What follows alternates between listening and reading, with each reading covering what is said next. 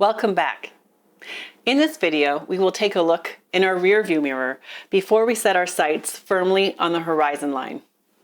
We will discuss the recent circumstances surrounding the COVID-19 crisis and explain how they have surfaced the need for what we are calling resilient approaches to designing for learning.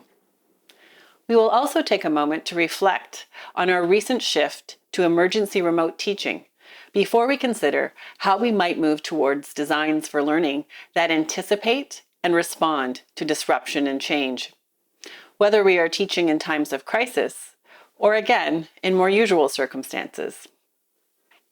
As we all recall, vast numbers of higher education instructors at all levels witnessed a radical change in their teaching environments, with most colleges and universities closing their doors to face-to-face instruction. This dramatic event was precipitated by the COVID-19 crisis of winter 2020. As a result, many of us were faced with a sudden and abrupt transition to remote teaching and learning. Instructors of large undergraduate foundational courses and small graduate seminars alike moved rapidly to mount versions of their courses that would function in a virtual environment.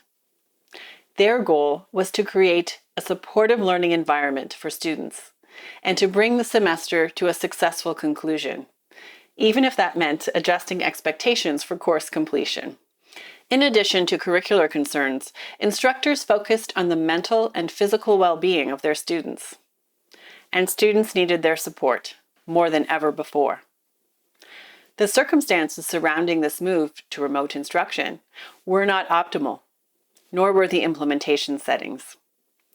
Design decisions were made with limited time and resources. Classes were held in people's kitchens and living rooms. Laptops froze. Microphones broke, and technology applications failed us.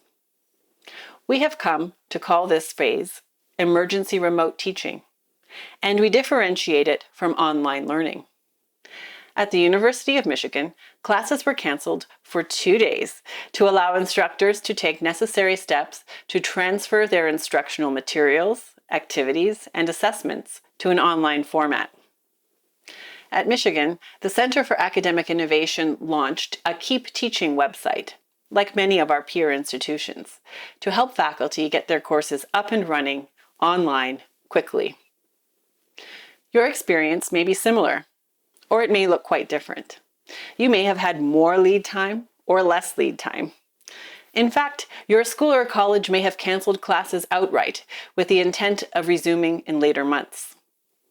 Some of us have used the metaphor of a lifeboat to describe emergency remote teaching. In other words, it was a means of getting everyone safely to the end of the semester. There may be other metaphors that you have heard or used to describe emergency remote teaching, and these might be helpful to share. We will give you the opportunity to do that later on in the course.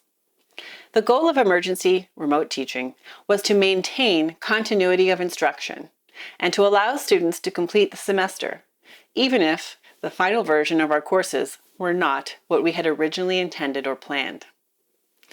Like many of you, I was called into action in March of 2020 and worked quickly to reconfigure my courses so that they would work as well as possible in a completely virtual setting. Like you, I made the best of the situation. There were great challenges, certainly, but there were also many wonderful and unexpected opportunities that emerged. For instance, in my project-based graduate seminar, students invited industry and academic experts to join their final presentations. Guests were able to drop in, listen to students present their technology designs for learning, and provide feedback in the discussion that followed. I believe that students felt empowered to invite guests that they admired, since their request was for only 30 minutes of time through a virtual connection. No one declined our invitations. The result was a rich final session, with students receiving affirmation and constructive feedback on their semester-long projects from a supportive panel of guests. I am sure that you can identify unanticipated benefits and bright spots that emerged in your courses too. As many of us have just wrapped up a semester that included the move to emergency remote teaching, we can reflect on the highs and lows of our experiences. We can also use this time to prepare for what is to come. Although we cannot predict exactly what our future teaching environments will look like, we know that our learning environments will be fundamentally changed, at least for the foreseeable future. We know they will be more uncertain and more dynamic. This new reality calls us to imagine and articulate an approach to learning design and teaching that is resilient to disruption and change.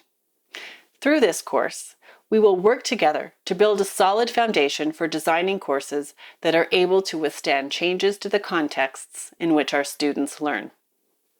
Let's get started.